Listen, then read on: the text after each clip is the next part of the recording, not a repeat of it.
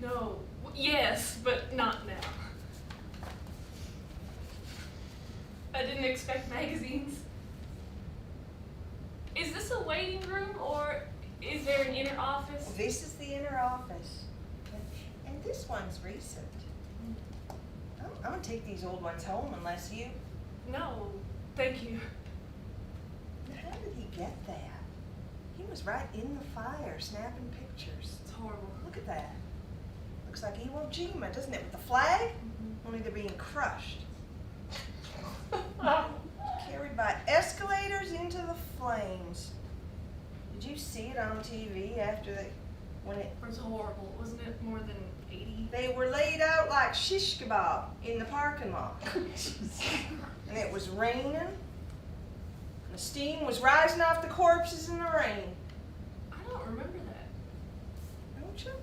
Are you sure? Because you think those pictures were taken that day because it seems sunny? It seems sunny. It does. I probably misremembered. Every time you turn on the TV, don't you agree, Miss Cassandra? All the corpses just blur together. Sorry. It was just... I'm sorry, it was my name. I didn't think you... Well, perhaps I should ask, do I smell funny? For instance, is my perfume all right? Wow, you are nervous. They flew me from Dallas. Oh, it's 101 in Dallas already this morning. That's, I can believe it. It's very hot there all the time. Was it a special news item, or do you, maybe have some relatives? Are you sure if you don't whiff, sort of? Yeah.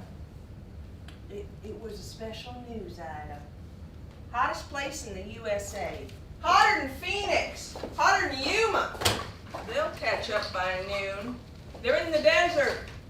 The temperature drops off and the sun goes down, but didn't cool off at all in Dallas last night. It's up around 90 here in Houston. When do you think the...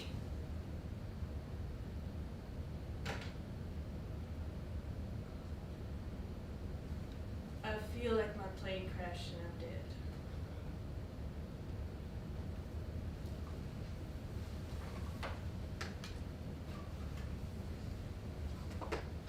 You look like you want to ask me something. I was gonna ask you when you thought you were gonna get here. But I'm here. I know. How do you do, Mrs. May?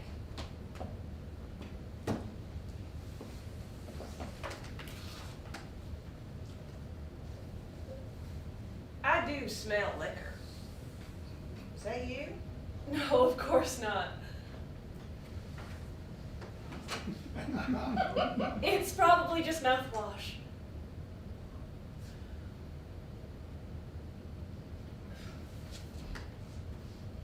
you about to speak?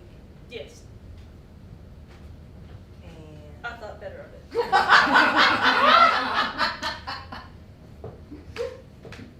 Marigold? Yes. May I call you Marigold? Oh, certainly, of course, I like my name. Please do. Marigold. Would you like to begin by making a statement in your own words? I'm sorry, no. All right. I'd be happy to address any questions I can answer briefly, but I'm completely new to this procedure. I have no idea what the procedure is, or even if this is actually a procedure, something with a preset. I'll tell you this much. I found myself on the merry-go-round where the gold ring grabs you.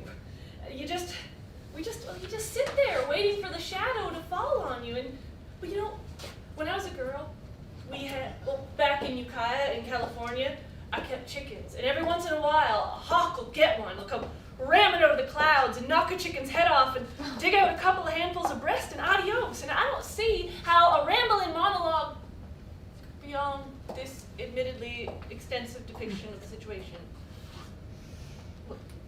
District 9 is the chicken coop of doom.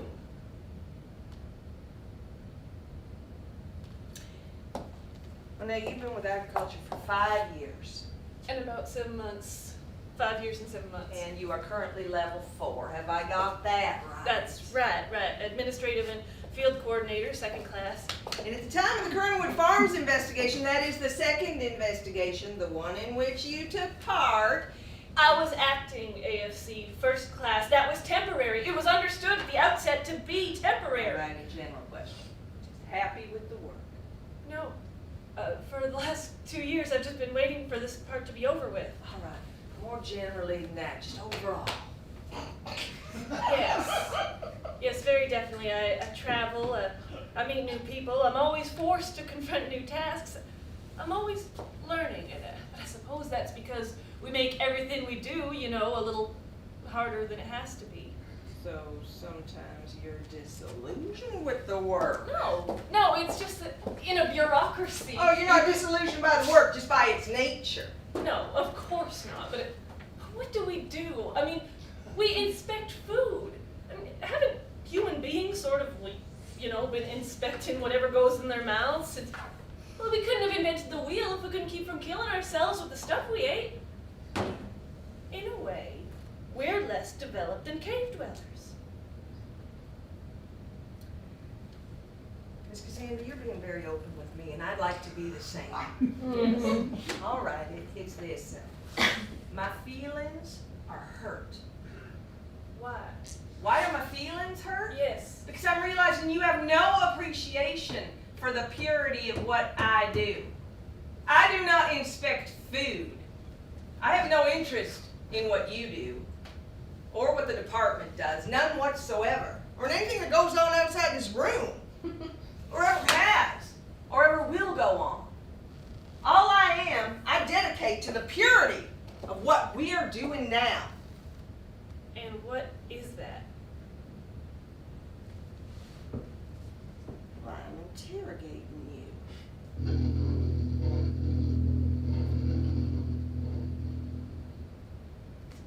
Everything I have done since we found ourselves here a few minutes ago has been intended to further the process. The light's neither intense nor dim. It's neutral, you see.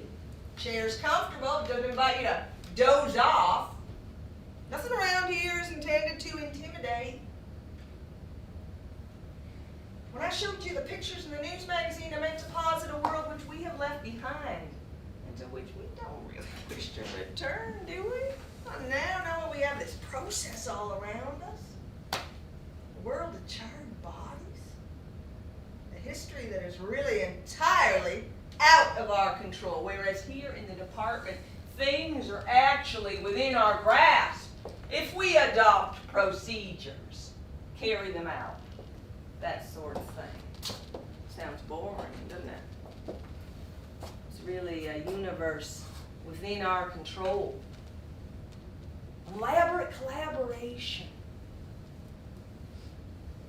Government doesn't really govern anything, does it? But it can attempt to govern itself, and it may from time to time succeed.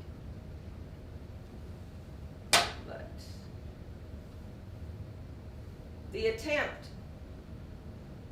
We do not profit by an attitude of trying.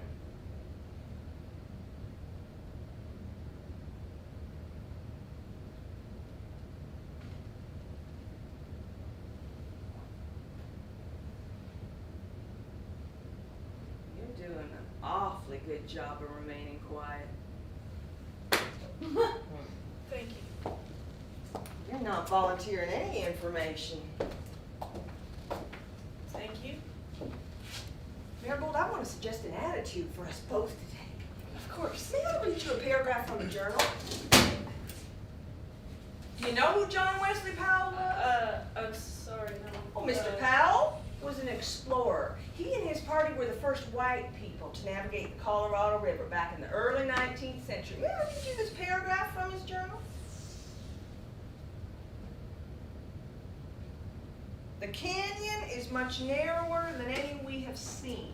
With difficulty we manage our boats. They spin about from side to side, and we know not where they are going. Find it impossible to keep them headed down the stream. At first this causes us great alarm, but we soon find there is but little danger, and it is a general movement of progression down the river, to which this whirling is but an adjunct. And it is the merry mood of the river to dance through this deep, dark gorge. Well, okay, so I'm guessing you want me to cooperate like a lost soul in the raging river or something? That sort of reminds me of, or more surrender, or, you know, speaking of the Colorado. What was the basic function or the goal, as you understood it? Team one.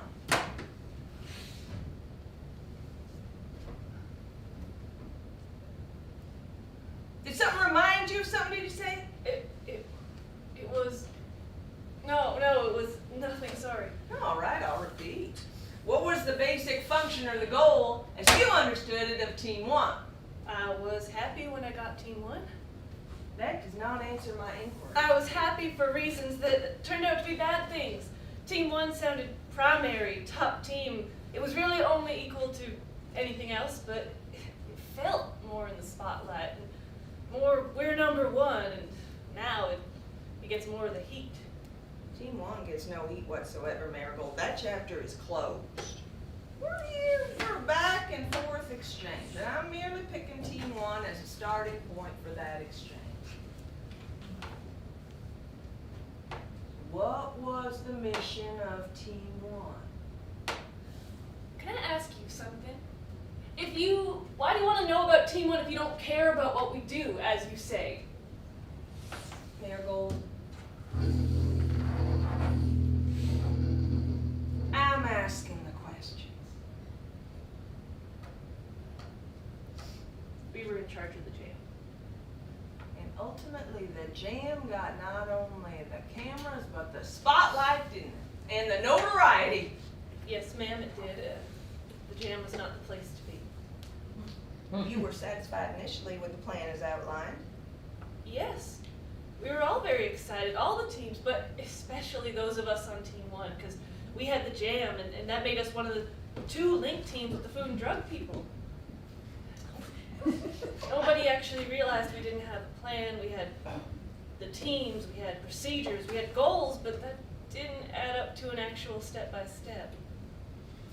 And since Kernwood Farms grows all the food it cans, except for the fruit, we were scrutinizing the part of the situation that dealt with orchards and transport of fresh produce, the jam. And I had the top spot on the jam. Your team were you, Jones, Michaels, Delacourt, and Jones. Jones, Michaels, Jones 1, yes, and Alan Toohey. Here we go. Well, didn't you find yourself sometimes alone with any of your team? Well, you were under pressure. The investigation became nightmare. Yes! And I wish you'd get to the question I know you're going to ask. so I can deny it ever happened. Did you invite Alan Toohey to apply jam to your private places and lick it away? Never. Not even once. Alan Toohey is psychotic. Well then, You're all loony. that question is behind Are you us. writing this down? It's being recorded. Fine.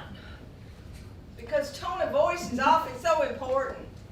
Without it, a remark can sound absurd or damning when it's really neither one. Do you see? Yes, I've seen that everything can either be absurd or damning. Yes, ma'am.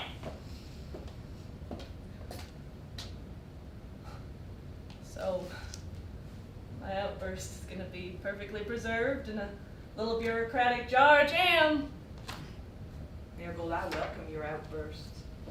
I think of them as explosions of truth. Yeah. Facts aren't truth. Only when a fact has been interpreted by a desiring mind and colored by emotion does it become truth. You've been at this work a long, long time. Do you understand what I mean when I tell you I'm not interested in what you do? What I'm saying is actually a lot more radical than you might think. I'm telling you I am completely uninterested in the facts. This inquiry is your chance to be understood. I appreciate that. No, you don't really. You're just being polite. Okay, so then, shove it.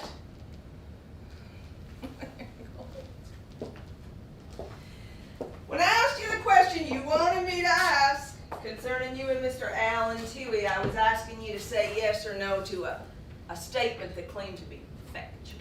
I understand that, and it never happened. Well, I would hope that even if it had happened, you would deny it. I would hope that in order to be truthful, you would deny the facts. Those are not the facts. I have here a statement submitted by Mr. Alan Toohey. You seen it? I've seen it. I have a copy in my purse. Well, Mr. Toohey submitted this and he has signed it. And you'll see there is a place for your signature also. I'll sign it. Do you think I care anymore? About this? I hope you don't. I certainly don't. I don't. I have nothing but contempt for everything that's going on here. Well, I have more contempt for these statements than I would have for excrement.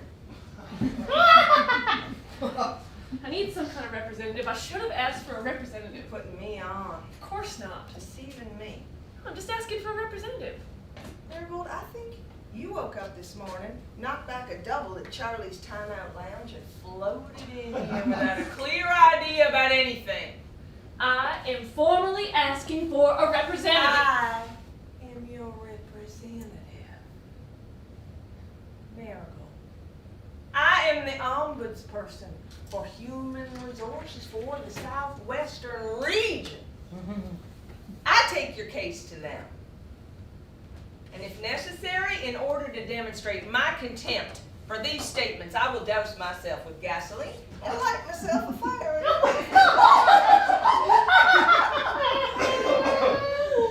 I support you in signing this as a gesture underlining its complete absurdity. Since the jam fiasco, you've been placed under Catherine Wendell, who was transferred temporarily from District 5. Do you understand the purpose of Kate Wendell's temporary assignment? Kate Wendell is among us to collect scalps. Precisely, that is what she does. And right now, she is in the process of sawing yours from your skull. She's brought a series of flagrantly silly actions against you. And this is just the latest, putting you up for suspension while Human Resources rejuvenates this ancient allegation.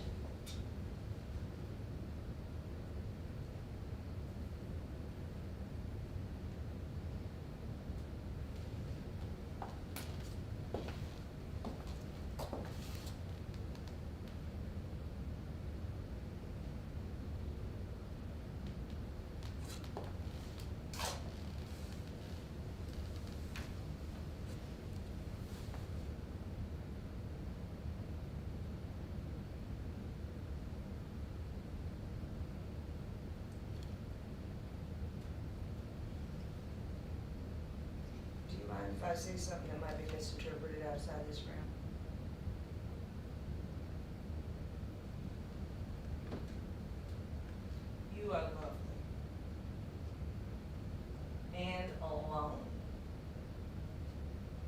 so very much like that night. That young girl, that black factory girl. Wasn't she lovely? Yes. So lovely. And so alone. And when she sang the national anthem. I know, of course I know, believe me.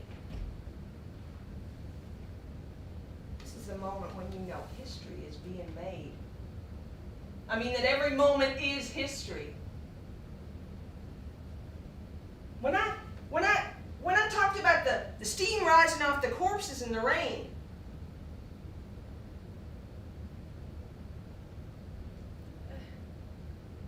I'm not sure I understand. But of course I remember Tanya Cruz in her lab coat thing, singing the Star-Spangled Banner. Oh, believe me, in her hairnet. I knew my little life wouldn't be the same. A black child.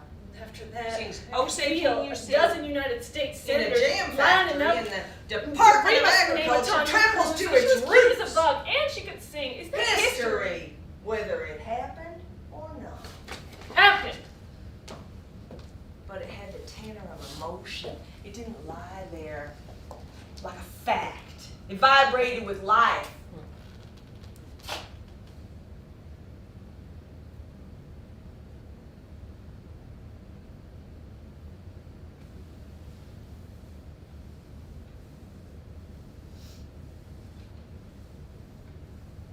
I was there that night. Did you hear her singing?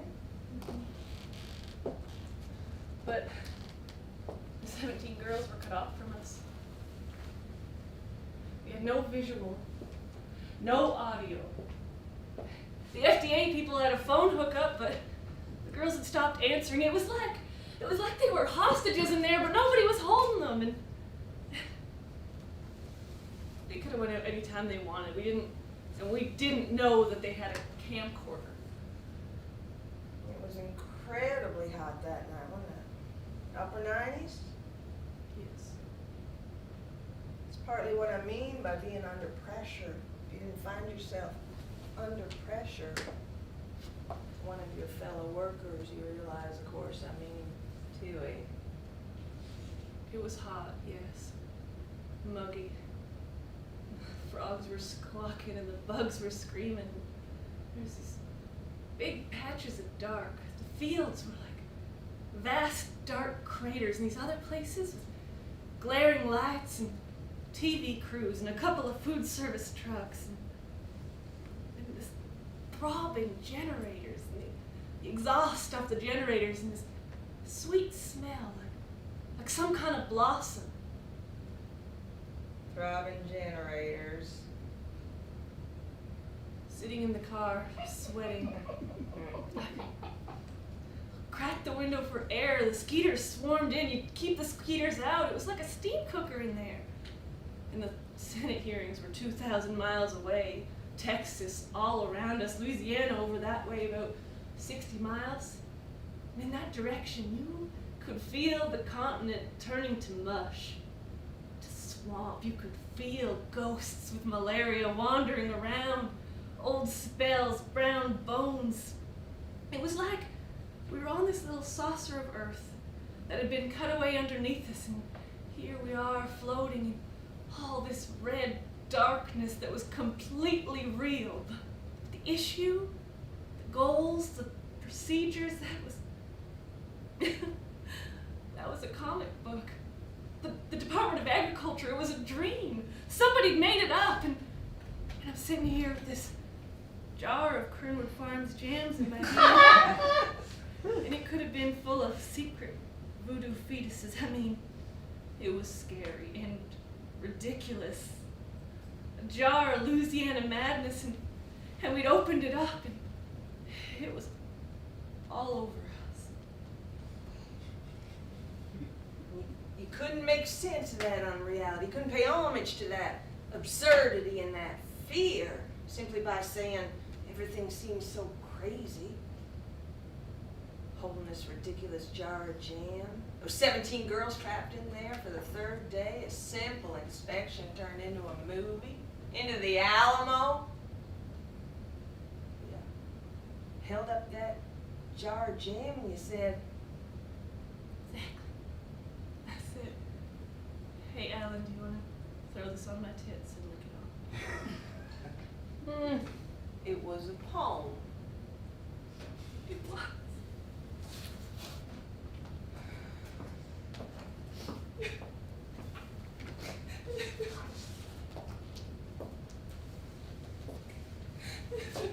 Oh, say can you see by the dawn's early light what so proudly we hailed at the twilight's last gleaming?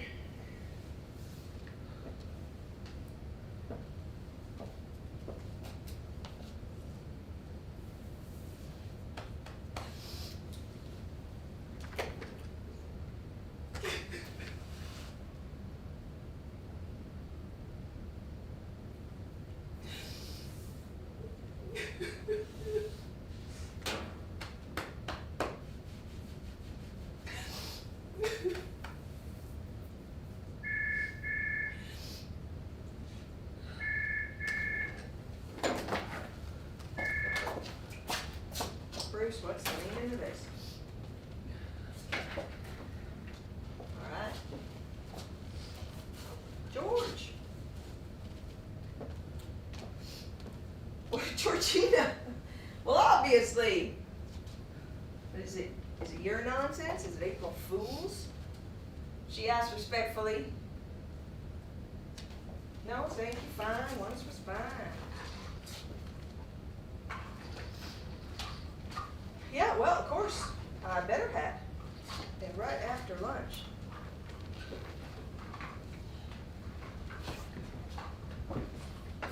It's 888-200-1200. Georgina, I think you battled me. Every time a citizen writes a letter, do we have to jump into planes and float miles in the air just to go into rooms and say things you could say on the phone? Yeah, no. After lunch and we'll decide. All right? Please? Respectfully. Please, yeah, I have it right here beside me.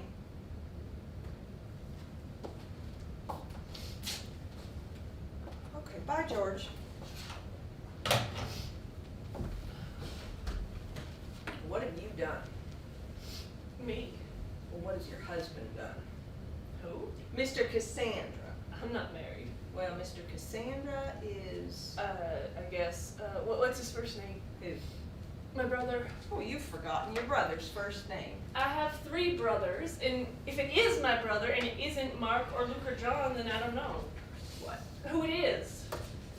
And you're aware of what he's done. Is it Mark?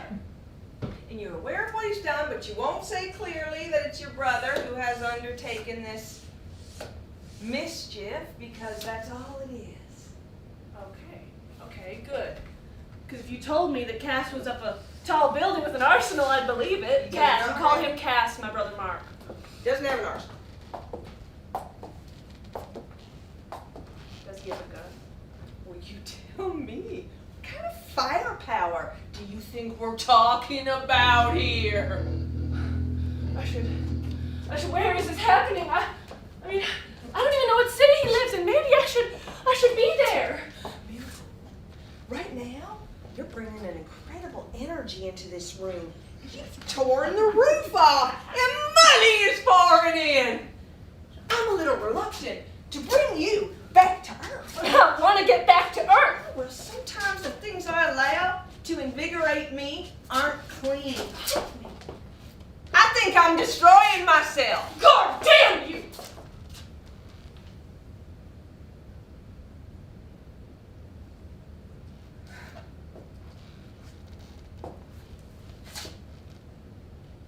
Mark Cassandra. has sent a letter to the National Director of Human Resources. That's all? Explain. I want to ask you a question! Huh? When you first came in here, you seemed like something like a receptionist or the cleaning lady. But then it turns out you're not. You're the troubleshooter for regional human resources. Huh? But isn't it possible you're really not the troubleshooter for regional human resources? But really, actually, in fact, the fucking cleaning lady. Because you are insane. And it's easier to figure, hey, insane cleaning lady, than to think, wow, the human resources ombudsperson for the Southwest region is a sadistic, homosexual maniac.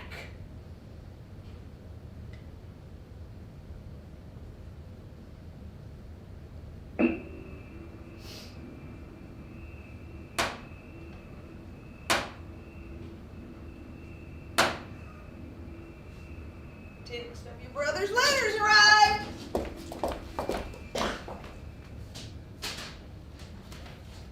Oh, look, personal touch, it's handwritten.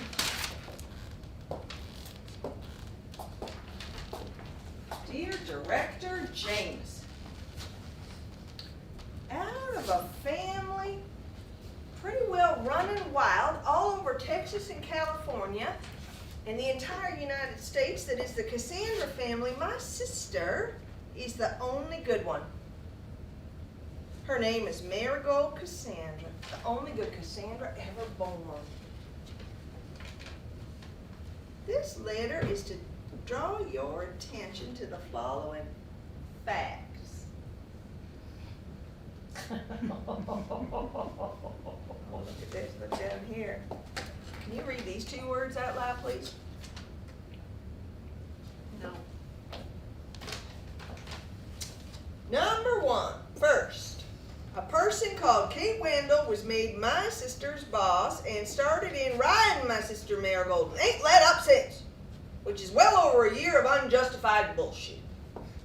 Two, just look in the files. It's complete and utter chicken shit, the stuff this woman Kate Wendell finds to complain about. Three, this woman is a lesbian after my sister, making passes and remarks and threats. I'm calling sexual harassment. Number four, everything I'm telling you adds up to the Kate Wendell is the person should be charged with something, not Marigold Cassandra. I am a ripper and a runner. And I sure know the stink off another skunk like me when I get up next to one, and that about sums up Miss Kate Wendell. My sister has a tough enough job, which she is tough enough to get it done. But she is still that most tendermost creature, a human. Do not fail her by leaving her at the mercy of what? Can you just read those two words out loud, please?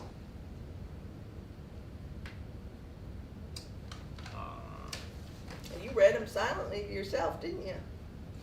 You've already said them out loud once today. I'm just asking you to say them out loud one more time.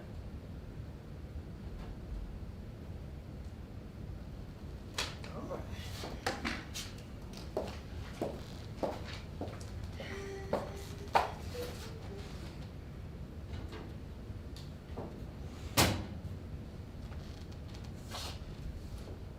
The fucking cleaning lady?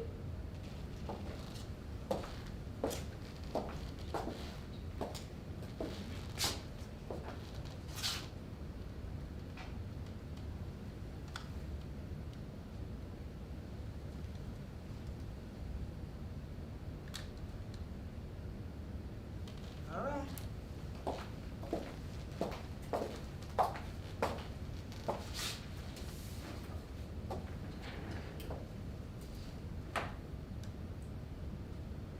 Homosexual maniac. Homosexual homosexual maniac. Homosexual maniac. Homosexual maniac. Homosexual maniac. Homosexual maniac. Homosexual maniac. Homosexual maniac. Homosexual maniac. Homosexual maniac. Homosexual maniac.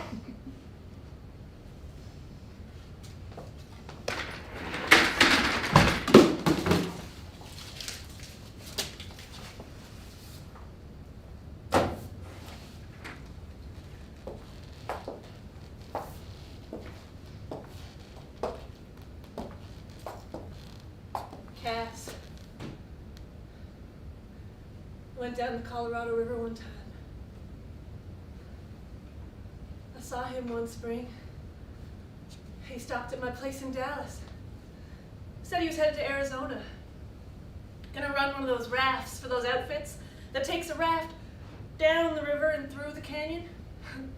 I said, Cass, how did they pick you? He said, well, I met the owner of the company in this bar, and I said, hey, I wouldn't mind a job like that. And he said, well, do you have any rafting experience? And he said, hell yes, all over the rivers of South Texas, every damn river. That's Cass. I don't think he'd ever been in a rowboat at this point. I don't think he'd splashed around in anything bigger than a stock pond.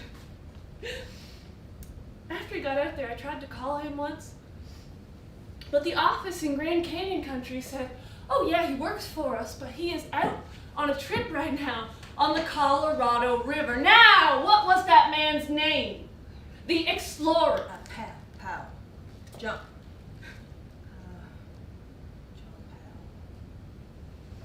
Well, Cass came back through Dallas in the fall, said that he had driven a raft with 8 people, 3 workers, and all their gear in it.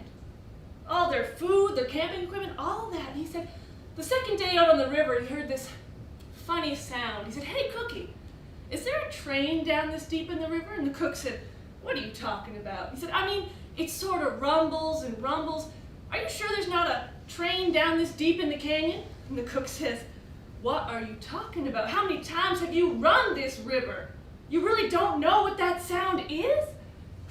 Cass says, hell, I've never drove one of these things in my whole life. I'm just picking it up as I go along. And he says, get this raft over to the side. And they stayed the night, and he tells him everything he knows about running the raft in a giant river with about a dozen people on board. And so the next day they put her in, and that rumble gets louder and louder, and inside of 15 minutes it's just this non-stop thunder filling the whole Grand Canyon. And he comes around a curve, and the whole river is this white, giant monster avalanche of snow down over a field of boulders. And he says, I steered her into that thing, and inside of 5 minutes, I wrecked her so bad, I don't think they'll ever find the little rubber bits of it, if there's any left. But the people loved it. Didn't nobody get hurt too bad. They radioed in for a chopper to come in when the next raft came along, and they all got choppered out. It was the best damn raft trip those people ever had. They didn't let him near the tiller again, you can bet. But he spent the rest of the summer working as a helper. Now, isn't there a Lake Powell down in Colorado? Or something like that? Yes. Colorado.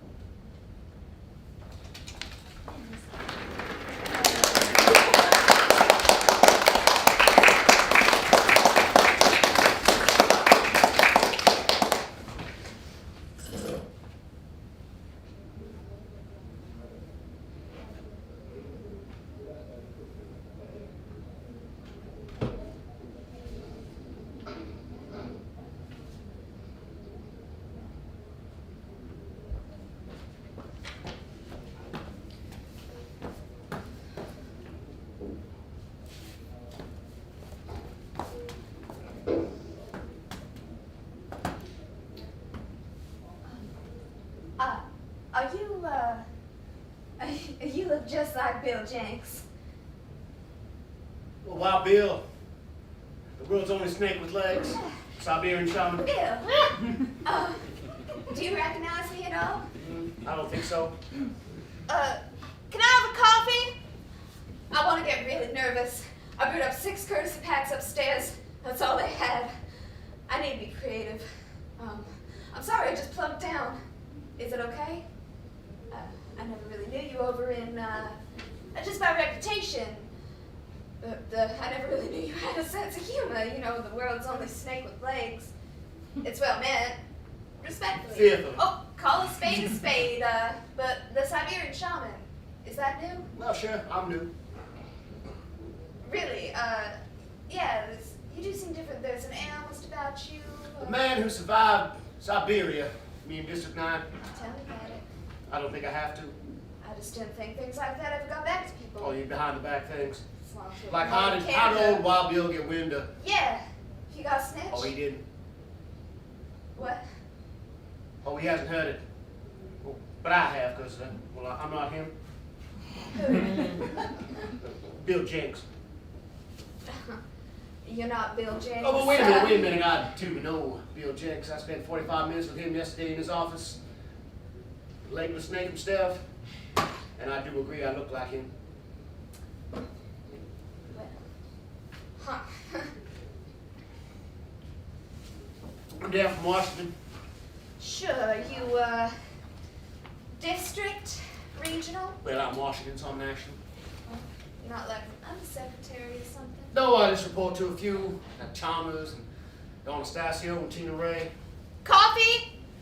So I'm kind of embarrassed to say I know about your... Yeah, I'm sorry. So I know about your, Embarrassed, know about your situation. Oh.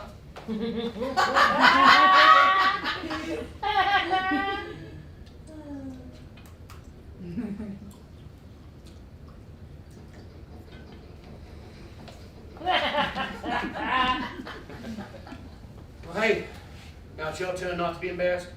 Well, if you know, you know. Well, that's the spirit. Really? What is the spirit? I mean, that's, I don't know. Do you know about Madame Butterfly? The opera? I'm not sure if it's an opera exactly. Well, isn't it about a man who has an affair with another man, dresses a woman for like 25 years or something? Wow. No, I mean, sure, it might, possibly. For all I know, I don't know. Sure.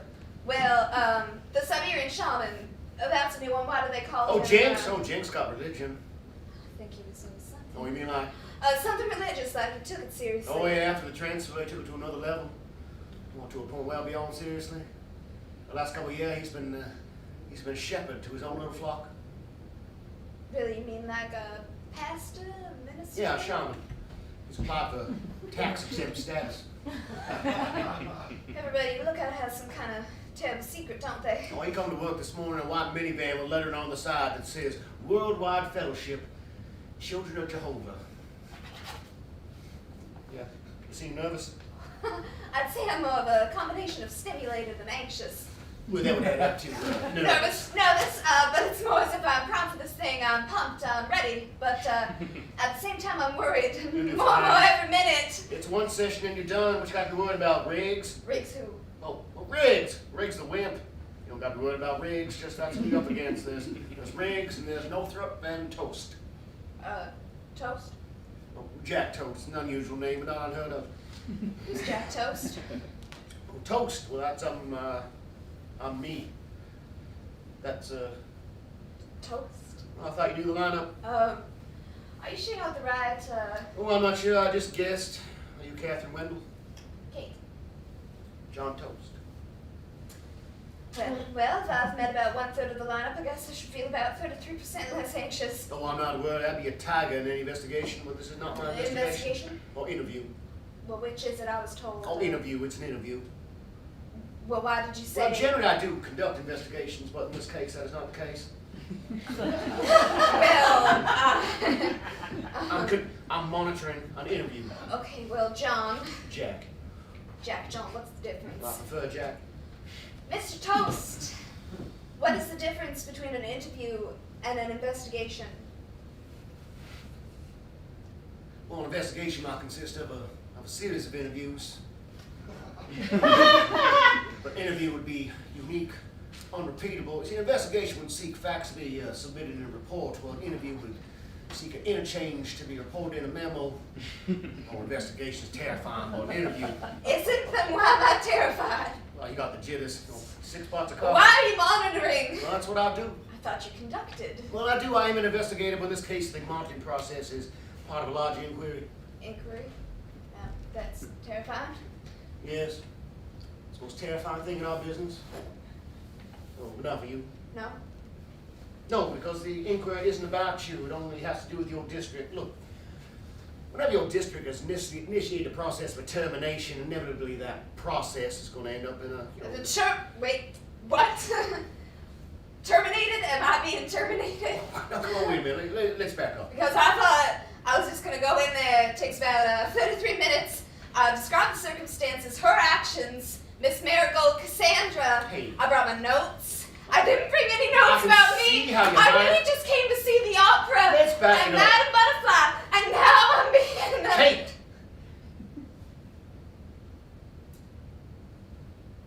Oh, you're firing her. I mean, the district.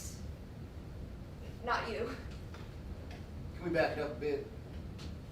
You come in here, you're looking a little bit lost, and you see me, I look like, what's his, The Siberian shaman. yeah, Jenks, Bill.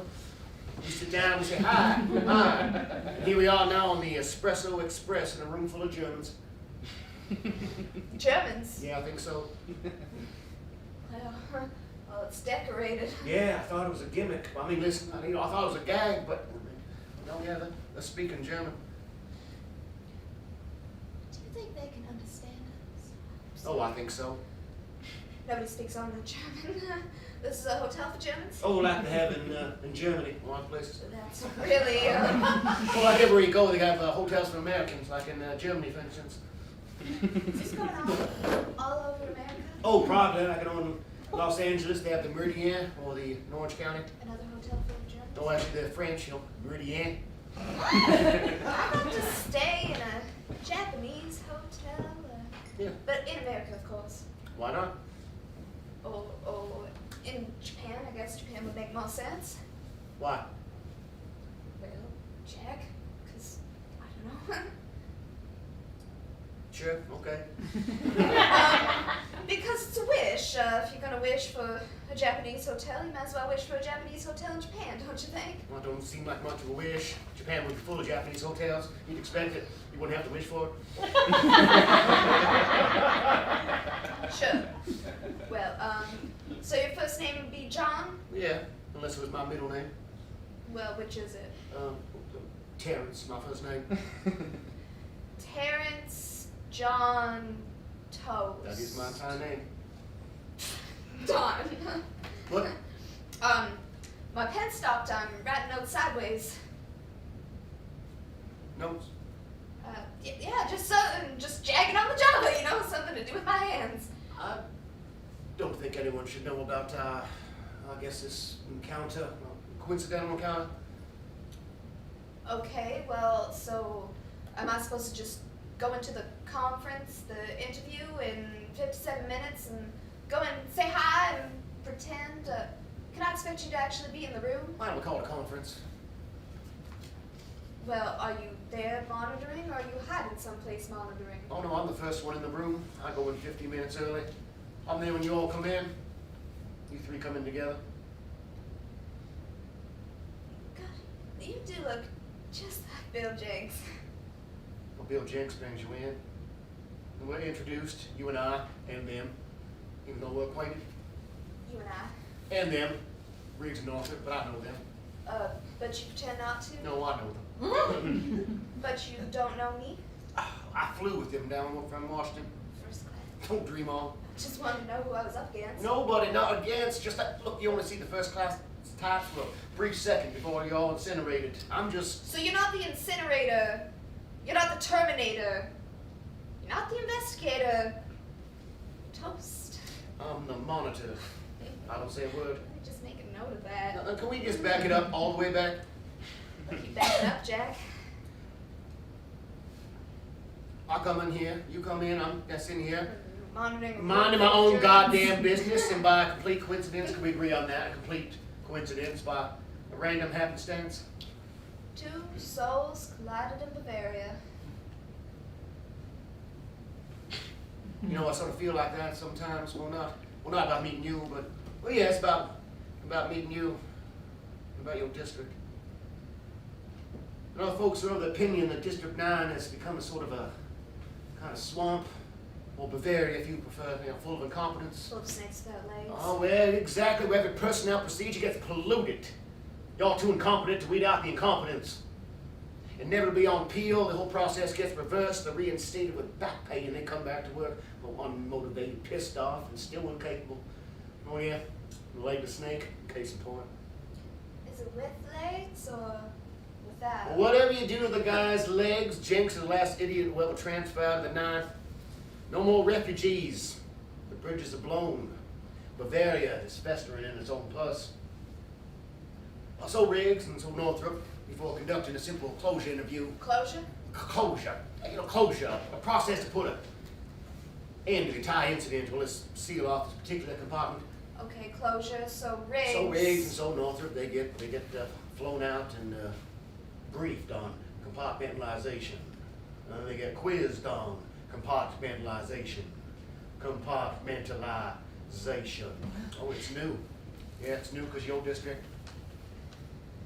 From now on, every investigation will be approached if the matter under scrutiny could be divided into a number of separate but equal I compartments. thought you said it wasn't an investigation. Well, in your case, we're only conducting an interview, but well, look, it really is kind of an elegant process. Would you like to hear about it?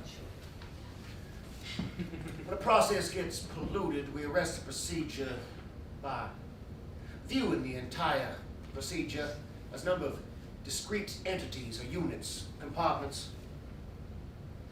When a personnel action gets rendered down by idiots or for some reason pollution threatens to render, for instance, a personnel action reversible, we seal that compartment off by conducting a closure interview in this case. In this case? Oh, in other cases, for instance, we go for bifurcation. We split the process into two separate processes. You know, in this instance, the action to ship can Miss Marigold Cassandra, it's this compartment, the issue between you and Marigold Cassandra. That's where the pollution is. Okay, so Jack, just how serious is this? Oh, you know better than ask that. I keep reassuring me. You know better than ask that while you're taking notes. There. I'm not. Okay? Catherine, can I ask you to destroy those notes? Yes. I'm not sure what was just agreed to. You asked if you could ask, and I said yes. Yes, I can ask. Yes, you can ask. But first, tell me exactly what's going on here. And then you ask me to trash the notes. And I think we'll have a deal. Well, it's no deal at all when I'm not telling you exactly what's going to find out 10 minutes into the interview. It's like what you already know right now. All right, fine. Now, can we back it up a bit? All the way to Genesis.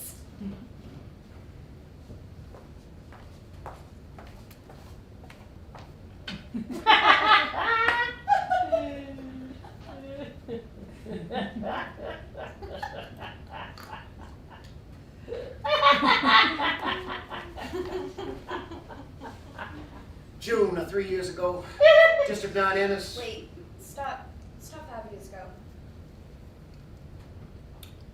5 years ago, District 9 completes a lengthy investigation of Kernwood Farms, which fails to yield satisfactory results. Leaving everyone bitter that regulations have been flouted with impunity. And yes, I'm quoting from the report, which was basically an oath of revenge. An oath to never give up on the Kernwood Farms, which you understood to be a blood oath to destroy, to crush, to strangle the Kernwood Farm Corporation and bury it, piss on its grave. First, an internal bloodbath commenced. Not nothing in the end, a few transfers. Yeah, Jenks? Jenks, you bet. that was Kernwood investigation number 1. Alright, now 3 years ago. June, 36 months ago, District 9 undertakes the second investigation of the Kernwood Farms Corporation.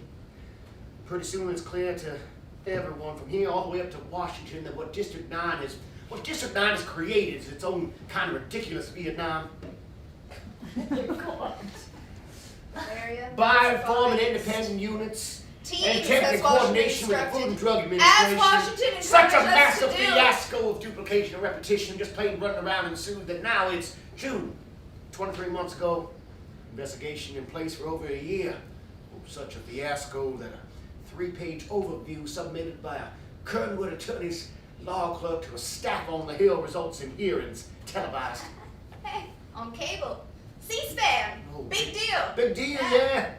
Oh, but the senators listened rapidly to descriptions of how Team 1 would arrive with manifests, wave them in the air for samples just loaded into vans, while members of Team 3, well, the FDA got 2, 3, 4 separate search warrants for the same items, convinced they were hidden. Tell me about it. Oh, tell me about it. And it was preempted all of a sudden by a miracle televised spectacle. I'm not talking about C-SPAN. My boss argued for the ag side. Even Paul G. The televised spectacle was 17 workers, the whole 3 to 11 shift, held, trapped by armed agents in a cannon factory. The armed agents of the Department of Agriculture. We don't have agents, we don't have arms, we're people.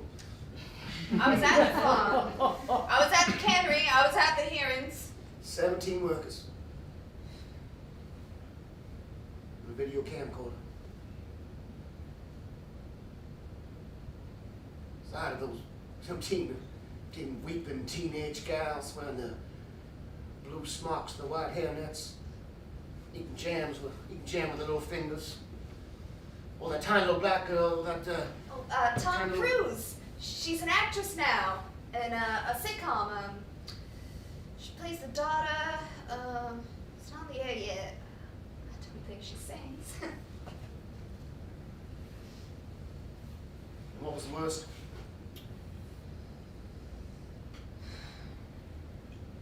That everything was so sanitary. Couldn't expect a germ to live anywhere near all that lovely purity and innocence.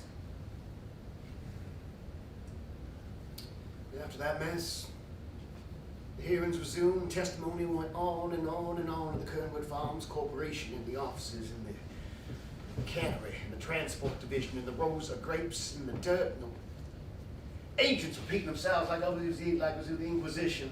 Different agents using the same words, same phrases. Same names? Oh, Taggart comes, and then Taggart goes, and Taggart arrives. We fall on later on that day by Taggart. Taggart's not a common name. Two Joneses? No, Jones is common.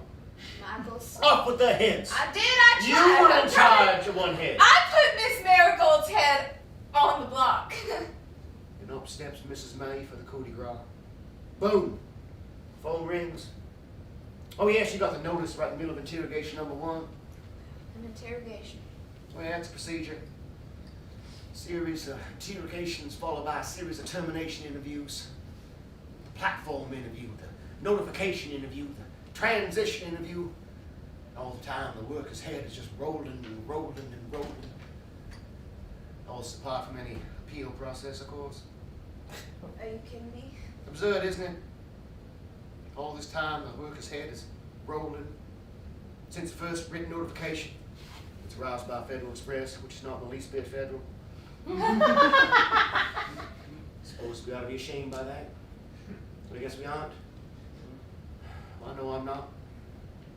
Well, anyways, that's all that ever brings it to an end. The abductee just can't endlessly endure that horrible sensation of his head rolling and rolling in a series of pointless interviews. The abductee. Once you understand we're all about, all about absurdity, about pushing the limits of the absurd, well then you gotta try it out to yourself.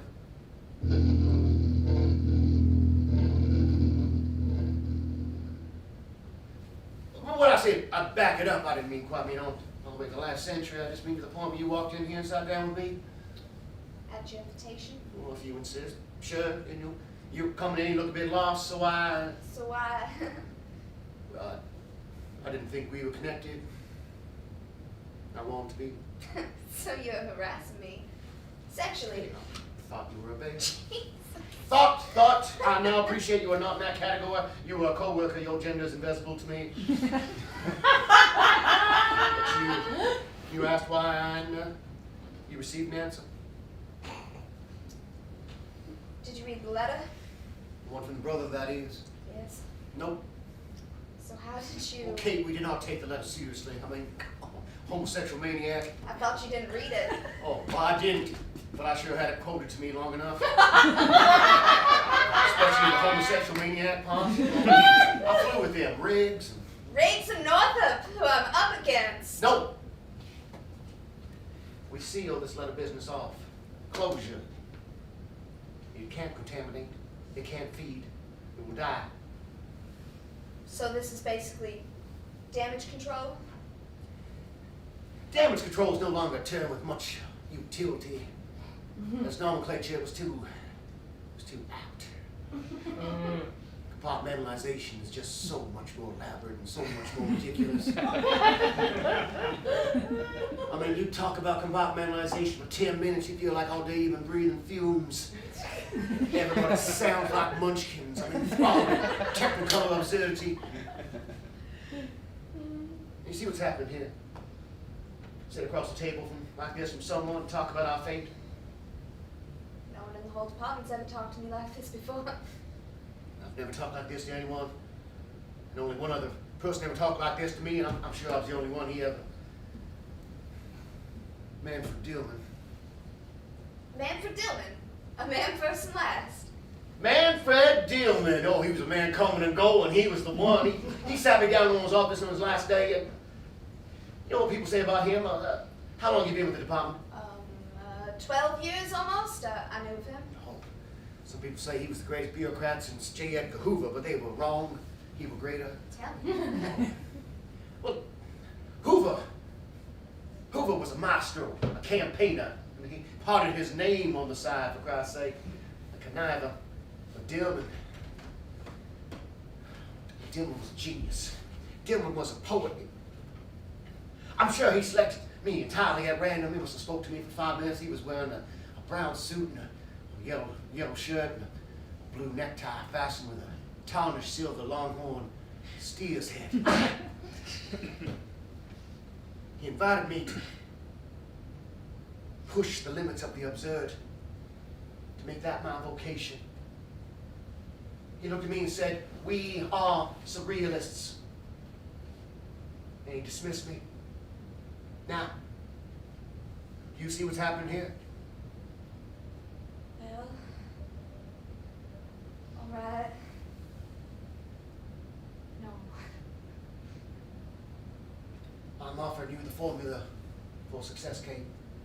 In exchange for those notes, I'm acting unilaterally. I'm utterly at your mercy.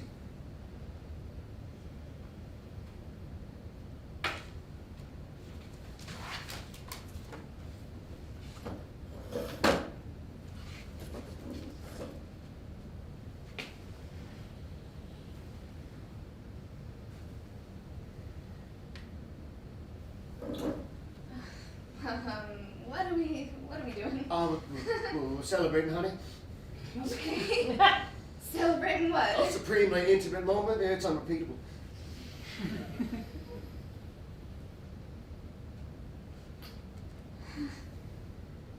You said you met him? Who? The brother. Yeah, he sat down at a restaurant table like this and sat down next to me and he called me a homosexual maniac. But you didn't tell Georgina Jameson me about threats. And then he phoned me twice. The brother, that is. Yeah, the brother. Said get off his sister's back or he'd blow the whistle. I thought he was crazy. He is crazy. You know, what if he did nothing? I'm spooked into denying accusations in advance, and then the accusations never come. I tossed a coin. Tails. I waited him out. Damned if you do. Damn right you're damned. We're all damned. Tossed a coin. What's gonna happen to me? Oh, nothing. It's ridiculous. Just this interview, and then we'll get Miss Marigold's termination back on track.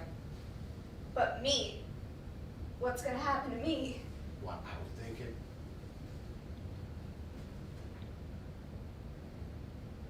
We are. We're damned. Don't tell me you don't think. Tell me. Yes, no. Are we damned? Yes. Are you upstairs? Yes.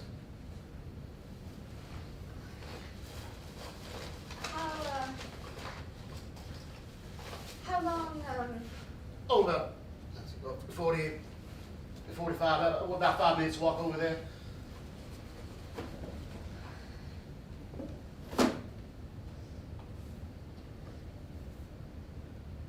I want you to take me upstairs.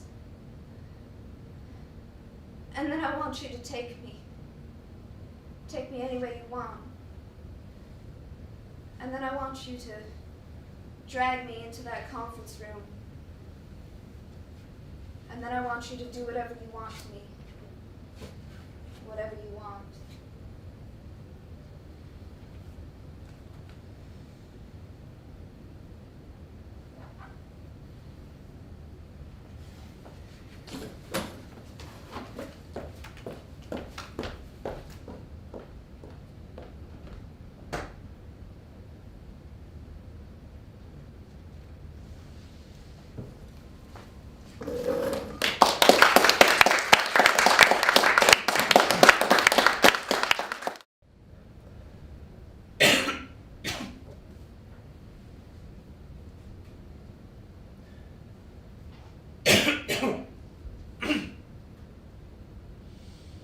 Leaves 22 days, Jim. Just 22 days in which to seize this golden opportunity.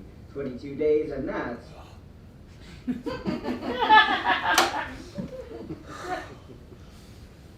Alright. Yeah. The shithole motel. Got the puke on the couch. You gotta go. With a bullet missing. Buck.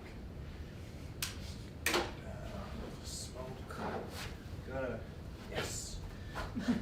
Gonna bust in with a warrant. Ride you all the way to the principal's office in a fucking electric chair. And a lighter. He's got that. Got a sock.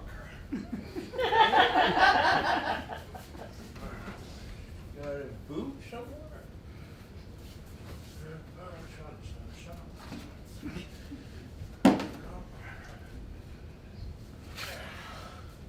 There we go. Fucking light. There!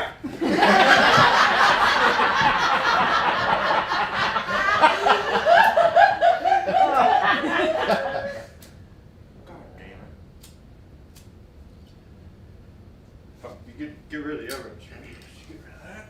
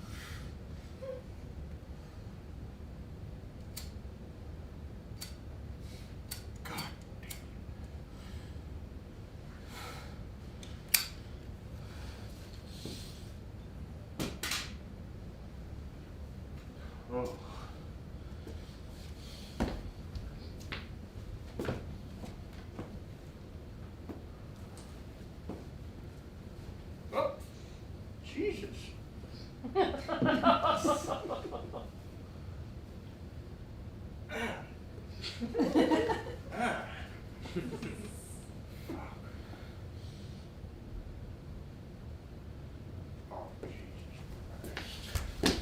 What the hell are... Oh, man.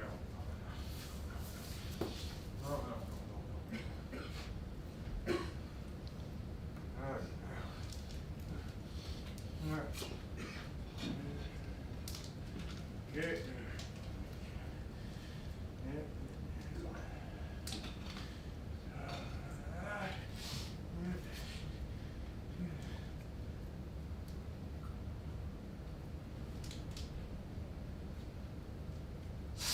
Oh. Woo!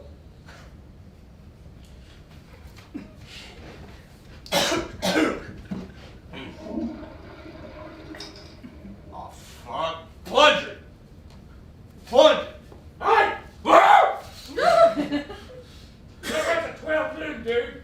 Yeah, it's fine. You got that? Yeah, it's on the lock, buddy. That's what fine means. You know what time it is now? Yes, I do. Then tell me. Yeah, I don't want to. It's 11:40. Do you even know what day it is? It's today all day, buddy. What about it? If you know what day it is, then why don't you tell me? Who am I talking to? Come on. Impress me. What day is it? I don't know. I don't know who I'm talking to, buddy. I'm not gonna tell you what day it is. I'm someone you won't even give the time of day to. It's 11:40.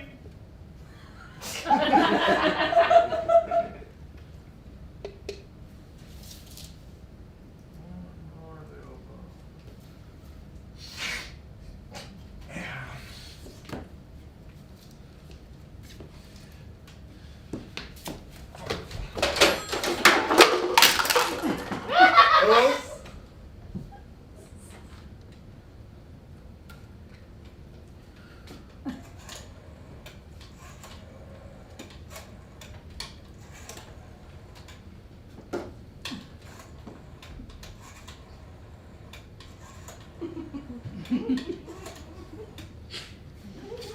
Mark. Cassandra. Hey, it's Bob Cornfield. Hey, Bob. Hey, how you doing? It's Mark. Cassandra. Cass, man. Listen, if you know me, please say you know me, because right now I don't know if anybody even knows me or where I am, man. I don't know where I am. I'm in some shithole motel somewhere, and there's a bullet hole in my fucking shirt, man. I woke up with a gun, and here's the situation. I was asleep, and I woke up, and there's 9 ounces of, I think it's skag, man. All lined up there so anybody could just idly walk by like it's a museum of fucking heroin or something. Yeah, I flushed it. Yeah, I'm flushing it now, yeah.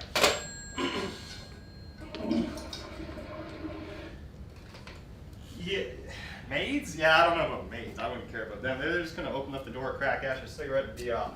I used to date a girl who clean rooms. Remember Jeannie?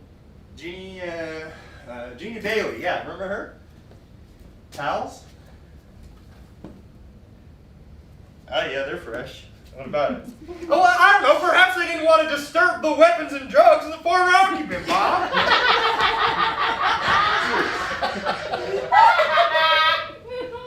Bob? You still there?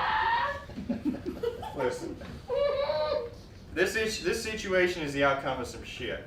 And I fully admit, some of that shit probably involved me. Last thing I remember, I was in a casino in Tonopah. Yeah, some little place. It was on a bus. It was some little rest stop place. You could just dip in quick, get a sandwich, and lose your life savings real quick.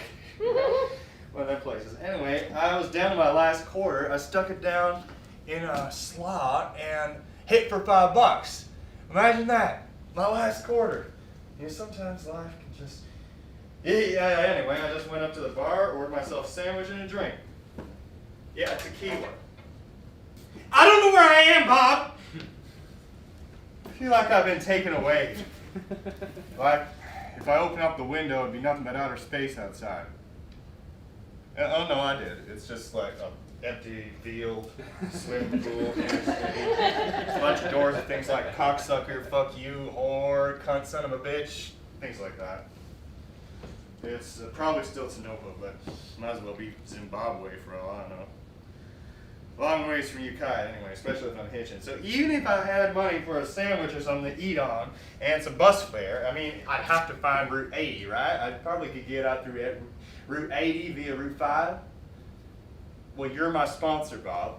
Yeah, I will when I get there. Bob.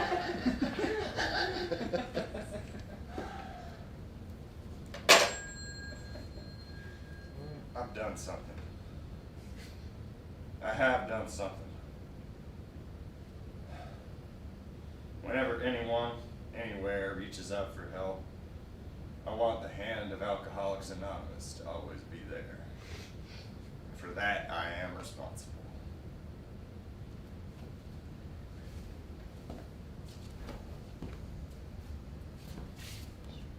Hey, buddy, you need to talk to me? See that there? That's a phone. Actually, You can you're call on the me. phone.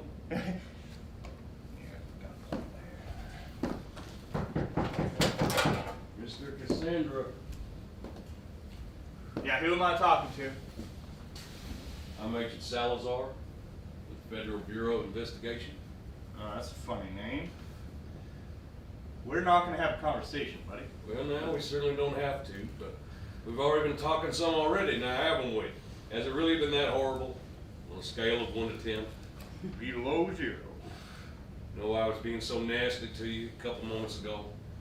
You know the good cop, bad cop routine? Yeah, I was being the bad cop. It was stupid. That was stupid. I was just trying it out. You're too stupid to cop. Oh, man, I'm sorry. I didn't mean to be Cold. rude. No, you're not. Heck, you're being a lot more pleasant than most folk. Last month, about 3 weeks ago, in connection with my work, I got thrown out of a car. In connection with some undercover work I was doing. You can bet that. Did I mention that the car was moving? Yeah. It was going about 30 miles per hour. I could have been thrown out of that car 10 more times in a row and would have been killed every time. But I was born lucky. I truly believe that. Yeah, How about you? Yeah, I don't really know. Well, do you generally consider yourself to be lucky on a scale of 1 to 10? Pretty far below 0. Although, I did put my last quarter in a slot machine in Tonopah, and BAM! Really hot out there. Yeah, it ain't no cooler in here. Some idiot left the window open all night. Gonna break 100 today. My prediction will be 101 by 3 p.m. Here's the thermometer weather. What does that mean? Thermometer weather, it's an expression. Yeah, I've never heard that expression before. Yeah, well, shit, man. I guess I'm doing it again. You ever get that feeling? When you're sitting at a bar or something and there's a fella in the back and he's polishing up his cue stick, man. He's laying it aside. You can see he's got a knife. You just know he's going to come up behind you and put that knife right through your spine. I get that feeling. I get that feeling a lot. I think a lot of other folks do too. I think I can tell who they are just by the way they're sitting there. Or you're sitting in the desert drinking a coffee and a little leaf falls in your cup. You fish it out, throw it away, keep drinking your coffee. But what you didn't know was that was a poison leaf. Oleander. Oleander grows all over the West, right? And even in small doses, it's enough to kill some large animals. So you took a sip of oleander coffee, blow your motor right there. Hey, take a seat, Salazar. Don't mind if I do. I fully admit I never should have gone to Vegas. I don't handle big towns at all like I used to. Not like a gentleman, anyway. Yeah, too many familiar faces, right? Everybody looks like some kind of someone you used to know or a distant relative or something. Keep walking up to people with your arms out and, oh, sorry, man, got a false read of your face. And then you're finally certain. You come up to a guy and say, hey, Jack Tillsdale, all these years. And he turns around and says, I ain't Jack Tillsdale. Quite the opposite. I killed Jack Tillsdale. Step funny in traffic. Ran him over. You have a right to remain. Oh, hey. I fully admit, a lot of folk would probably censor themselves. I would too. But right now we might only have a couple minutes to do our fate, maybe. Our fate? Maybe a couple hours. I mean, what I do know is we only have a maximum of 22 days. Hey, our fate. Hey, call me Cass, all right? Cats. Where'd you get that 22 days from, anyway? I don't know, man. We all got these powers. You ever see a woman bone naked when she's completely dressed? We got these powers. We just don't all control them, right? They come and go.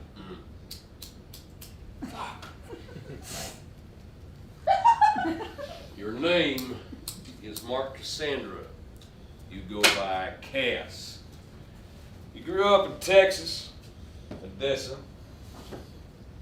Your mother is serving a long-term sentence for vehicular homicide. Your father and your stepmom are recently divorced. Your sister is currently serving a suspension with the Department of Agriculture. Your two brothers both have outstanding warrants and are both whereabouts unknown. You yourself live predominantly in Ukiah, California, but you get around quite impressively. You report that you were recently in Las Vegas. You report that you recently played a slot machine in Tonopah. Well, we put you in Houston last Thursday night and Dallas last Friday. Houston. Dallas, you mean Texas? I mean to say, and I do say, Houston, Dallas, Texas. Back in Texas. Back in Texas. Oh, Jesus Christ. Hey, buddy! Come on, I got a headache! Back in Texas as of Thursday night. Thursday.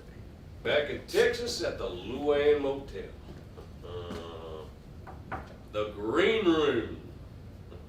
All the rooms on earth. Can I tell you? Well, we would have been kids when this happened. I was 13. I don't know how old you would have been when they pulled off the biggest cash robbery in Texas history. Yeah, right here. Not 50 miles from Houston. We're 50 miles from Houston. Yeah. Right there. Highway 22. Brinks armored truck, a driver, armed guard, and just under $20 million in cash. Yeah. Now, they turned left off that interstate on this long incline out of town. It's a gradual hill, goes on for about 10, 15 miles. And that time of year, the cotton fields are barren. Just nothing but huge fields of plains dirt and millions of furrows going straight back and marching up and over the hill. Makes you sad. Just dead looking oaks, flat gray grass, dust dogs, ghost devils, butterflies, candy wrappers, chasing along the wind, and this little truck crawling on the edge of Texas like a bug. I think I can. Because the higher that truck went up that hill, the slower the truck went. Till near the top of that hill, that truck ain't going no quicker than 10, 15 miles per hour. And around that point, the General Motors pickup truck swings out from behind, carrying a group of armed men from a right-wing paramilitary organization known as the Order. And they hold up a sign saying, "Pull over or die." Now they got some big guns, some pretty mean ordnance. M16 shoot right through a bulletproof window. So those guards, they pull over and they hand over dozens of duffel bags containing just under $20 million. Now it's not the money. That's not important. It's just the hugeness and strangeness of the number 20 million. 20 million. It's like a theory. 20 million. So, these take off and they split up into three groups. One group goes on, they camp down at Ore Springs Road at just under 10 mil. Another group goes back to their base, their home base in East Washington County with several $million more. And two guys carrying the guns and several $100,000 come to the Luann Motel. This motel, our motel. And what should happen the next morning when they wake up and they go look out that very window? What do they see? They see the same Brinks armored truck that they knocked over the day before. Oh, shit. The FBI, marshals, and the 2 Brinks guys were all staying at this motel. They filled the place up. So them 2 bad boys, they tiptoed out of that motel, leaving the guns and the money in an olive green duffel bag underneath the bed. Nobody found it for 16 months. Stained the rug green. Call this place the Green Room. Oh, they really should charge extra for it, but they don't. We are standing right in the middle of the history of crime. Oh, yeah, that's the whole feeling I want to share with you. Thank you. You know, that is a mighty fine replica of an ID you got there. Well, thank you. Actually, it's real. Everything except for the photo. What happened to the real Agent Salazar? I'm asking the questions. Didn't I just ask you one? And didn't you answer with something like, "Oh, that wasn't a question"? And aren't I asking you a whole string of them, 1, 2, 3, one after the other? Like, what happened to him, man? Take a guess. Say he's probably thrown out a moving vehicle. I'm not here to kill you. Nah, you wouldn't do that. What kind of gun do I have? Sweet little 9. Strictly for self-defense, though, right? You and the agency adhere to that policy. But I'm not with the agency. Nah, but you feel like you are. Not really, no. What are you after, man? What am I after? The real question is, what are we after? Who's we supposed to be? Well, I'll tell you who we aren't. We is most definitely not you and me. We is basically me and some other folk. Practically not me at all. I'm just an agent. Just not an agent of the FBI. An agent, oh golly, I hate to call myself a tool. Ah, an instrument. Right enough. An instrument of the law. Oh, you wish. Oh, here we go. Law is just gonna stick you in a cage and forget about you. Worst case scenario, they stick you full of poison and throw you in a hole. My people won't stop there. Yeah, I wouldn't think they would. My people will not hesitate to wipe out your entire family in a fireball. Your entire town if possible. I know the type. We'll burn down the hospital you was born in. Slow roast the guy that gave birth to you. I said I know the type, all right? And that's just for spitting on a rainy You know, day. what do you people want? We'd like to review the last couple of days with you, Cass. Review away. Let's go over your activities for, say, the last 72 hours. Can't help you much there. Maybe you need a 9mm attitude adjustment, pal. You can adjust all you want. I've been drawing a blank since Tanopa, and you're saying it's Houston now. According to our information, it's Houston since last Thursday and Dallas since Friday night. And today is... Tuesday! Jesus, Tanopa was a Wednesday.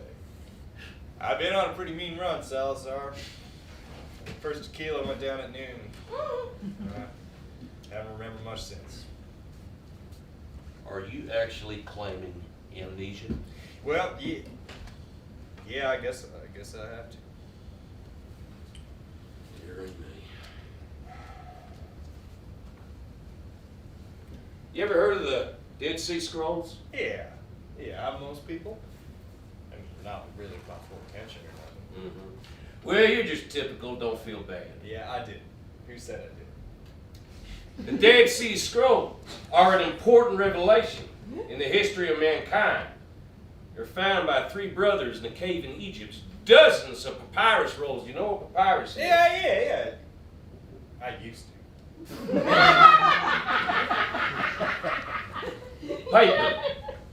Paper, basically, of an antique. I know what cunnilingus is.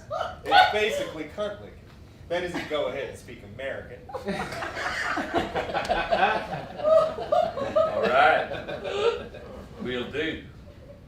So these 3 brothers went into this cave in Egypt with the heart of a man that they just killed.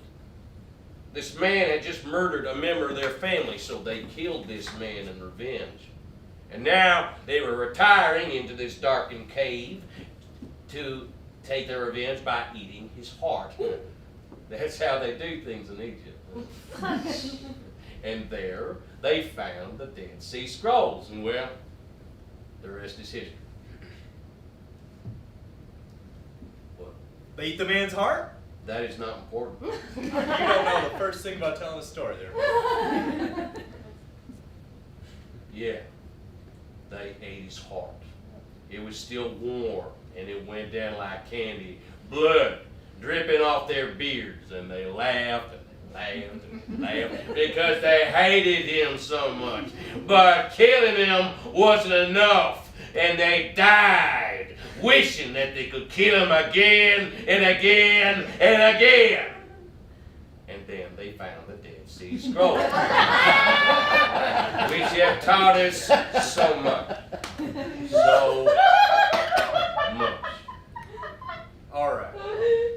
Let me get this straight. So you people, your people. You want to know who? I think I already know. What, you see the van? Just tell me who, please. My people. The people who can get to you anywhere, any place, any time, here, now. They can call you on that phone. Oh, yeah? Yeah, all right, we're waiting. Come on. I think they're gabbing in the ear of the president or something. Come on. Oh, Jesus Christ.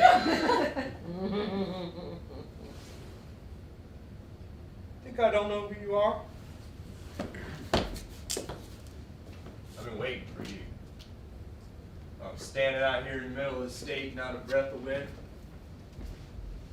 You're hunting me. You're moving. You're moving. Your lust is like a knife. It's just cutting through. Cutting through. It's gonna cut through everything until it finds my heart. I've been waiting for you.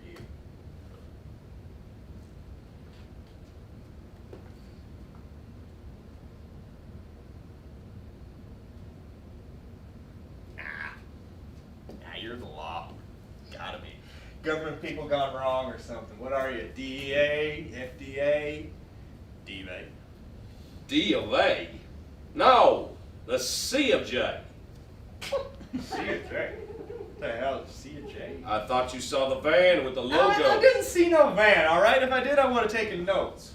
C of J, what the hell? Yeah, the children of Jehovah. Chill Jehovah. Jehovah, like Jehovah's Witness? Y'all are Jehovah's Witnesses. Absolutely. No, no, no. Let me tell you something about those folks. Sit down. Jehovah's Witnesses. JWs are false prophets, friend. Just consider this verse. How shall we know if the Lord hath not spoken? If a prophet speaketh in the name of the Lord, and the thing happen not, nor come to pass, then thou shalt know that the prophet hath spoken his name presumptuously, and thou shalt not be afraid of him. Deuteronomy chapter 18, verse 21 and 22. Sounds like a nightmare hand of blackjack. Somebody hit on 21. The JWs predicted the end of the world in 1914. The end of the world. The second coming of Christ, 1914. Well, 1914 came and went. Where's Jesus? I don't know. Exactly. Deuteronomy chapter 18, verse 21, 22. Thou shalt not be afraid of the JWs. Oh man, you got them folk coming and going, don't you? You know them left and right. That's right. And back and forth. That's right. You might as well be one. Formerly I was. You. Yeah, I was. A lot of us were. Yeah, formerly. But you bailed. I did. We all did. All the children of Jehovah. Because the JWs are completely polluted. Do you know that the JWs refuse to acknowledge the divinity of Christ? Can you imagine that? Do you even know what divinity is? Yeah, man, it's that scene in the major with the animals and frankincense and myrrh and junk. O thou generation of vipers. I know what a viper is. It is a snake. And I'm proud to be one. Just don't go quiz me on no frankincense and myrrh. That is the nativity, the birth of Jesus. Divinity means he's God. He's divine. Jesus walked on water. Jesus quelled the stormy seas. Jesus turned water into wine. Jesus spat in a blind man's eye, and that man did see and shout. Jesus pushed the stone off his own grave, descended into hell, and freed the captive spirits. But still, the JWs refuse to acknowledge his divinity. Ah, but you guys do. Well, actually, no, we do not, but for completely different reasons. Yeah, that's right. They get theirs from the book of Revelations. We get ours from the Dead Sea Scrolls. Okay. Alright, let me get this straight. So, a gang of y'all Jehovah's Witnesses got A large gang, a group, a very large group. Alright, man, a large group. You got together, form your own branch. We are not a branch. If they have a tree, we have a tree with our own roots. I'm in a dialogue religion with. People call me a speed mouth little jazz boat. God. We have absolutely no affiliation, and our group is self-sustaining, is all. It comes from God. Okay. Alright, so here's what I want to know. A gang of y'all a group of you Jehovah's Witnesses get together, form your own tree, and you buy yourself a van, you paint your name on the side, and you drive it to my door. Well, here's a question for you, man. Yep. I would like you to state your purpose here. Why I come to your door. And make threats. Now, those are just for instances. Oh, like wiping out my whole town? Hey, you've been saying things too. We've been riffing. We've been joshing. We've been jiving. Yeah. So what are you after? What do you people want? We want our effing drugs back, dude. Your drugs? That's right. Your drugs. Yes, indeed. Alright, so y'all in the Swords of Jesus, etc. thing, y'all are cocaine pushing religious cult? To continue speaking with you would require you to have some sort of idea of the complexities of the human heart. But you're a child. You're a pagan. Hey, I've been to church. You've never been thrust down in a pit on your knees so deep you can't even see how far down you've fallen. You should have had a peek at me not an hour ago when I woke up. This is not a joke. No, it ain't a joke. Hey, you want to talk about waking up on the wrong side of bed? I woke up on the wrong side of the fucking universe. You just want to wake up today and have everything be okay, like everybody else does. Come on, man. All right.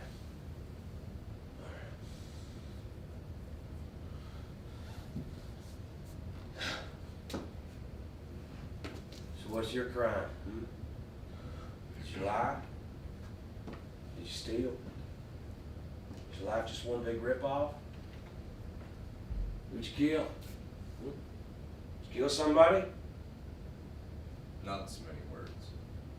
Not so many. How many words is kill? Kill. One word. Who did you kill, Cassandra? Hey, don't call me Cassandra on its own. That's why I never joined the army. I knew people would be calling me Cassandra every fucking minute of the day. Plus, I can't take the boss and can't take orders much. But,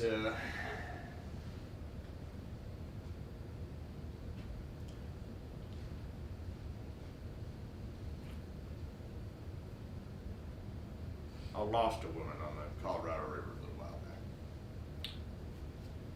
3 years exactly. Think of it. Yeah. That's too bad. You know, days, somebody's gonna come walking through that door. And it ain't gonna look like the devil, but it'll be him. Right, okay. She fell. Climbing up on the rocks when she wasn't supposed to. You know, she's one of them cranky little so-and-sos. I mean, I ain't gonna call her a bitch, she's dead, but it's kind of what she was. And you know, one of these pretty little people like to make up the problem. Like, oh, time to eat, everyone. I'm not hungry. Oh, time for coffee. I want tea. Everybody's dog tired and time to go to bed. Oh, I want to have a little chat. All right, everybody. Everybody in the raft. Everybody's on the raft. Yeah, you know, one of them folks who, you know, cuts a nice image. I mean, stylish type. Every minute of the day, stylish. You know the type. You probably never talked to too many. I mean, you know what I mean. White spiked heels, white shorts, white halter, and makes a nice little zigzaggy reflection across the hood of a red Eldorado. Life looks better when it's reflected across the hood of an Eldorado.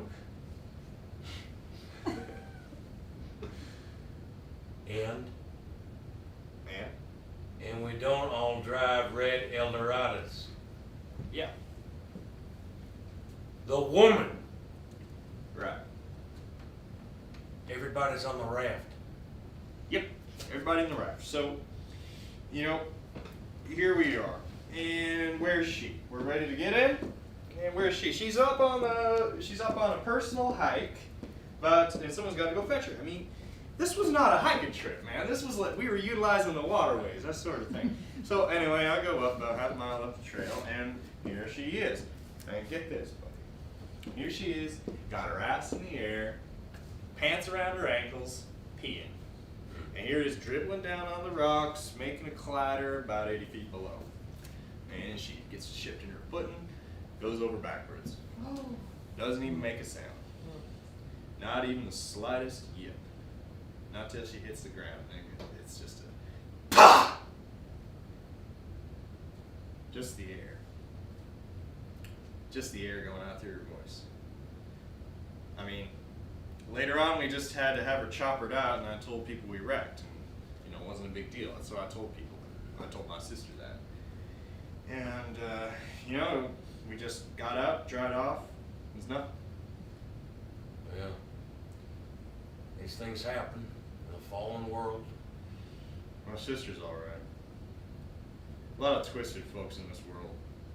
A lot of fakes and snakes, one-eyed jacks. I mean, most of us, right? Let's face it. Not her. Not my sister. Her name's Marigold. She's all right. I'm sure Marigold is fine. You know, here's one for you, Jack. I think that woman that one time, I think she saw me watching her. I think the shock of that made her fall. Our souls are continually sought by the devil. That ain't news. Now we could help you. Join us. Oh, bite me, man. I'm waiting for my fate. What are you doing? I'm praying for that phone to ring right there. Hey. Hey, you got a remote? Come on, son, that phone ain't gonna ring. Yeah, right. Turn this up. Turn it up! An underground shopping mall in Ingletown, New Jersey will convene a panel to sift through the results of the massive investigation. Survivors of the terrible blaze.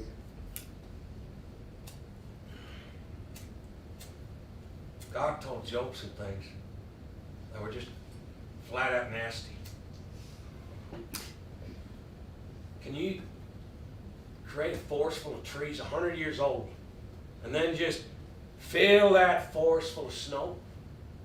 Can you make an elephant? Can you manufacture a whale? Who do you think lumped up this whole shebang? Can you at least admit that there is something going on here bigger than you? Something majestic. Hast thou walked in search of the dead? Hast thou entered the springs of the sea. Huge fireballs propelled through stores by eerie winds created by abrupt temperature changes in the 4-level, mile-and-a-half square area beneath this sleepy suburb. Witnesses to the Holocaust. I do believe in God. What's the problem? Think he's mean. Think he's an asshole. Crushing themselves through plate glass windows, and shoppers carried by escalators into the flames. 87 dead have been recovered, and one stretch of hallway remains Carried by escalators into the flames. Yeah. You know, I woke up this morning with somebody's pistol. In bed? Huh. Lucky didn't shoot your own weenie off. Like I said, I've been on a pretty good bender there, Salazar. Yeah, my memory's coming back in dribs and drabs. I can't help you there. Oh, you have helped me, man. You jolted my mind a little bit. I mean, you kind of got a creepy way about you, Salazar. Kind of quietly scary, if you know what I mean. It's coming. Right. I come in peace, but I do mean business. Hey. I think three people set this up. A woman, Kate Wendell. Yeah, and her boyfriend Jack, and someone like it looks like just like him. Maybe could be his brother. Whose brother? Jack's brother. No, he just looks like Jack's brother. That's Bill Jenks. Oh, you know the guy. Brother Jenks? Yeah, he could say that. He started the Children of Jehovah. Started that. He's a dealer in quantity drugs. He's a fallible, corruptible human. Yeah, well, you sure proved that. We are every man frail. Consider none so frail as thyself. Is that one of them Dead Sea Scroll things? Thomas A. Kempis, Imitation of Christ. Well, your buddy better work on his imitation there. Hey, look at you. You're here impersonating a cop, and I'm impersonating a thief. Because I ain't a thief. This whole robbery thing just kind of materialized out of nowhere like a dream. I mean, I figure I'm in Houston, putting the fear into this woman, Kate Wendell. I mean, she's right there in the phone book. Kate Wendell's my sister's boss. Yeah, this whole thing has to do with my sister's work. You know my sister? She's my one and only sister, right? You got family? They're dead to me. They're dead? Like all at once? They died? Like what happened? They are dead to me. To me, they are dead. To you. Okay, Yeah. that makes sense. So I'm here in Houston, and I knock on her door. Hey, Miss Wendell? Miss Wendell? Oh yeah, Miss Wendell. My name's Mark Cassandra. You homosexual maniac. I am Marigold Cassandra's brother. We spoke on the phone. And she says, yeah, and in Luby's cafeteria. I said, you bitch, you lie. When I eat, I sit down and order. And she's like, Jack, look who's here. And then this Jack guy comes out of the woodwork, finishes a bourbon or something, leans his head back, and comes up and deals with it. That's what folks do with me. They kind of just finish their drink quick and come deal. Anyway, then there's this other guy. Looks like Jack. Looks like it could be related. Looks like it could be his brother. He's got a satchel. He's got a 38. What's he do? He lays that satchel down, comes up, points that 38 at me. Here's what he does, man. He shoots the gun. No, he didn't mean to. That was Brother Jenks. Yeah. I didn't say he meant to. I figured he did. And it's just one of them events. Like, his nerves just grabbed and boom, just happened. But it happened, and we just kind of stood there stunned for a bit, and I got this feeling. I'm grabbing that satchel. I'm grabbing that gun. And I'll see you down the road later, I hope, but not really. I mean, I was on a bender. Like this whole thing's coming back to me just as I'm talking to you. Now, I got a question for you, man. I do want to dialogue religion all of a sudden. What? Could you look upon me, perhaps, as an instrument of God? What? Well, say things happen, like things that you didn't want to happen, but you know they had to happen and you benefited. I mean, okay, example. If there was a dog that was sick, you were gonna put him down, but then luckily he gets hit by a car instead. I mean, otherwise you would have had to drag him out in the woods, shoot him yourself. Wouldn't that have crushed you? Wouldn't that have just broke your heart? And here I am innocently driving along. I hit your dog for it. And you're happy because he's finally dead. Is that how you feel about the woman who fell? Hey, the lovely red Eldorado woman? Listen, man, fuck you.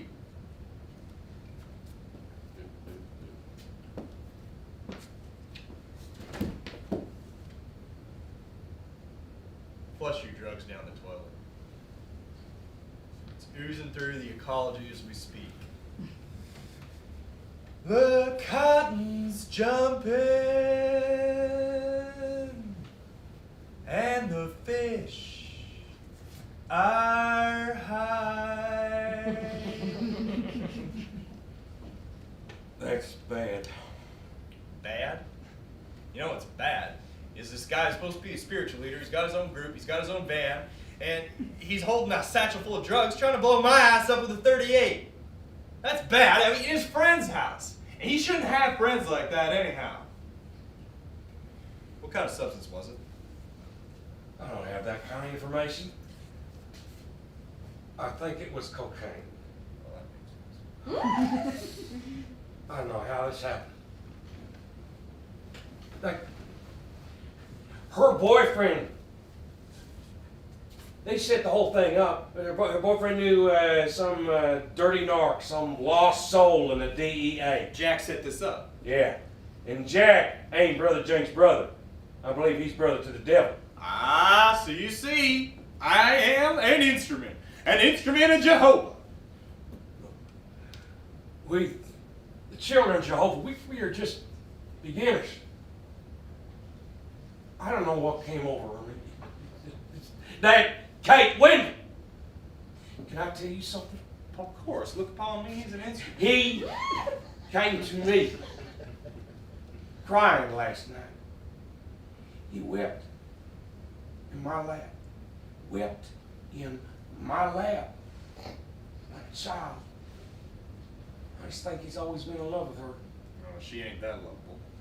You asked for an explanation. Hey, I didn't hear myself ask. I asked for an explanation, all right? I prayed for an explanation because Kate Wendell and Jack Tolson are evil, and he is stuck loving that woman. Stuck. His heart is broken. It's torn. No, he'll get over that one, Sure. man. She is a dog, see you, Jay. Church is broke. We're finished. But the Lord, He. Hey, did you push an FBI guy out of your car when it was moving? Salazar. Got the jacket swapped at the movies. There's so much putrescence. There's so much vile rot. Can't you? Hey, I'm an instrument! Maybe. I told you that it was fate. I told you, man.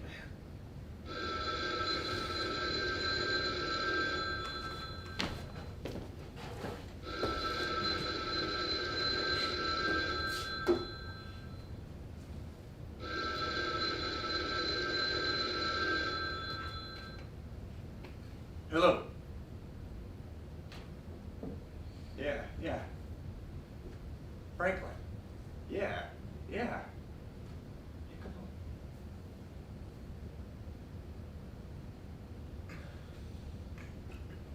on. I gotta stop you there, Franklin. It sounds like you're just trying to sell me a book. Well, you tell me your name, like we're gonna be best friends, and really you're just trying to sell me the famous Aviator series? What if I did that to you, man? Just when you needed a friend the most. Well, because right now, just this second, I thought you were God, man. Just when you... Franklin.